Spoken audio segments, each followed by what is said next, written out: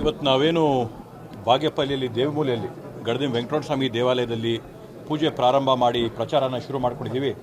ತುಂಬ ಬಿರುಸಾಗಿ ಇವತ್ತು ಪ್ರಚಾರ ನಡೀತಾ ಇದೆ. ಕಾಂಗ್ರೆಸ್ ಪಕ್ಷದ ಪರವಾಗಿ ಎಲ್ಲ 8 ಕ್ಷೇತ್ರಗಳಲ್ಲಿ ಕೂಡ 8 ಅಸೆಂಬ್ಲಿ ಕ್ಷೇತ್ರಗಳಲ್ಲಿ ಎಲ್ಲ ಕಡೆ ಉತ್ತಮವಾದಂಥ ಪ್ರತಿಕ್ರಿಯೆ ಸಿಗ್ತಾ ಇದೆ. ಕಾರ್ಯಕರ್ತರಲ್ಲಿ ಹುಮ್ಮಸ್ಸಿದೆ. ಮತದಾರರಿಗೆ ನಮ್ಮ ಸರ್ಕಾರ ಕೊಟ್ಟಿರ್ತಕ್ಕಂಥ 5 ಯೋಜನೆಗಳು ಗ್ಯಾರಂಟಿಗಳೇನಿದೆ ಅದರ ಒಂದು ಪರಿಣಾಮವಾಗಿ ಜನಕ್ಕೆ ಇವತ್ತು ಕಾಂಗ್ರೆಸ್ ಪಕ್ಷದ ಪರವಾಗಿ ಒಲವು ತೋರಿಸ್ತಾ ಇದ್ದಾರೆ, ಮತ ಹಾಕಬೇಕನ್ನಂಥ ಒಂದು ಇಚ್ಛೆಯನ್ನು ತೋರಿಸ್ತಾ ಇದ್ದಾರೆ.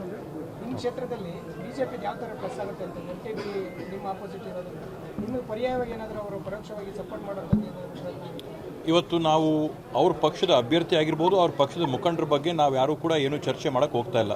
ಕೆಣಕಂತ ಅಗತ್ಯನೂ ಇಲ್ಲ, ಅದು ಅಪ್ರಸ್ತುತ. ಇವಾಗ ನಾವು ಹೇಳ್ತಾ ಇರ್ತಕ್ಕಂಥದ್ದು ನಮ್ಮ ಸರ್ಕಾರ ಕೊಟ್ಟಿರ್ತಕ್ಕಂಥ ಯೋಜನೆ, ನಾವಿವತ್ತು ಜನಪರ ನಿಂತ್ಕೊಂಡಿರ್ತಕ್ಕಂಥದ್ದು, ಬಡವರ ಪರವಾಗಿ ನಾವು ಹೋರಾಟ ಮಾಡ್ತಿರ್ತಕ್ಕಂಥದ್ದು, ಕೇಂದ್ರದ ಕಡೆಯಿಂದ ತಾರತಮ್ಯ ಆಗ್ತಿರ್ತಕ್ಕಂಥದ್ದನ್ನು ಇವೆಲ್ಲವನ್ನೂ ಕೂಡ ನಾವು ಜನಕ್ಕೆ ತೋರಿಸಿದ್ರೆ ಅವರೇ ಹೋಲೈಕೆ ಮಾಡಿಕೊಂಡು ಅವರೇ ಇವತ್ತೊಂದು ಮನಸ್ಸು ನಿರ್ಧಾರಗಳನ್ನ ಮಾಡ್ಕೊಂಡು ಯಾರಿಗೆ ಮತ ಹಾಕಬೇಕನ್ನೋದನ್ನು ಪ್ರಬುದ್ಧರಾಗಿದ್ದಾರೆ.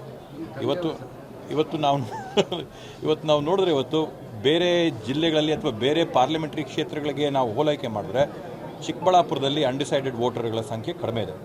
ಈಗಾಗಲೇ ತೀರ್ಮಾನ ಮಾಡಿದರೆ ನಮ್ಮ ಅಭ್ಯರ್ಥಿ ಆಗಿರ್ತಕ್ಕಂಥ ರಕ್ಷಾರಾಮಯ್ಯನವ್ರ ಪರವಾಗಿ ಮತದಾನ ಮಾಡಬೇಕು, ಅವ್ರನ್ನ ಗೆಲ್ಲಿಸಬೇಕು ಅಂತೇಳಿ ಈಗಾಗಲೇ ತೀರ್ಮಾನ ಮತದಾರರು ಮಾಡಿದ್ದಾರೆ. ಆವಾಗ ಯಾವ ಥರ ರಣತಂತ್ರ ಇತ್ತು ಬಿಜೆಪಿಗೆ ಮತ ಕೇಳುವಾಗ ನೀವು ಕೇಳಿದ್ರು, ಈಗ ಆ ಮತಗಳನ್ನ ಕಾಂಗ್ರೆಸ್ಗೆ ಕೇಳುವಾಗ ಏನು ರಣತಂತ್ರ ಇರುತ್ತೆ? ಇವತ್ತು ಬಚ್ಚೇಗೌಡರು ಇವತ್ತೇನಿದೆ ನಮ್ಮ ಒಂದು ಭಾರತೀಯ ಜನತಾ ಪಾರ್ಟಿಯ ಒಂದು ಪ್ರಾಥಮಿಕ ಸದಸ್ಯತ್ವಕ್ಕೆ ಇವರು ಈಗಾಗಲೇ ರಾಜೀನಾಮೆಯನ್ನು ಕೊಟ್ಟಿದ್ದಾರೆ. ಕೊಟ್ಟವರು ಇನ್ನು ಮುಂದಿನ ಬದುಕಲ್ಲಿ ಅವರು ಸ್ವತಂತ್ರವಾಗಿ ಏನು ಜನಸೇವೆಯನ್ನು ಮಾಡ್ಕೊಂಡು ಬಂದಿದ್ದಾರೆ ಸುಮಾರು ಒಂದು 50 ವರ್ಷದಿಂದ.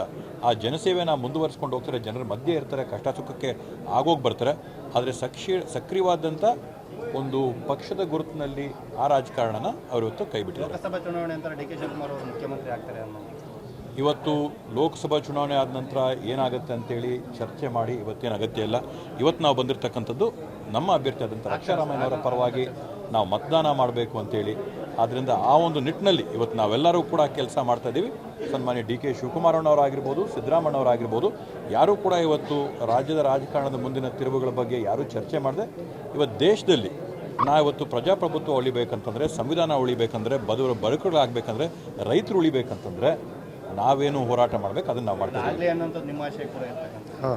ಅವೆಲ್ಲ ನಾವು ನೋಡೋಣ ಬನ್ನಿ. ಮಂಡ್ಯದಲ್ಲಿ ಆಗಲೇ ಹೇಳಿದ್ದೀನಿ, ಚೆನ್ನಾಗಿದೆ. ಕಾಂಗ್ರೆಸ್ ಅಭ್ಯರ್ಥಿಯ ಪರವಾಗಿ ಇದೆ. ಅನುಕ್ಷಣದ ಸುದ್ದಿಗಳಿಗಾಗಿ ವಿಸ್ತಾರ ನ್ಯೂಸ್ ಯೂಟ್ಯೂಬ್ ಚಾನೆಲ್ ಸಬ್ಸ್ಕ್ರೈಬ್ ಮಾಡಿ. ಹೊಸ ಸುದ್ದಿಗಳ ನೋಟಿಫಿಕೇಶನ್ಗಾಗಿ ಬೆಲ್ ಐಕಾನ್ ಕ್ಲಿಕ್ ಮಾಡಿ. ಲೇಟೆಸ್ಟ್ ಅಪ್ಡೇಟ್ಸ್ಗಾಗಿ www.vistaranews.com ವೆಬ್ಸೈಟ್ಗೆ ವಿಸಿಟ್ ಮಾಡಿ. ಅಂಗೈಯಲ್ಲೇ ಜಗತ್ತಿನ ಸುದ್ದಿ ತಿಳಿಯಲು ವಿಸ್ತಾರ ನ್ಯೂಸ್ ಕನ್ನಡ ಆಪ್ ಡೌನ್ಲೋಡ್ ಮಾಡಿ.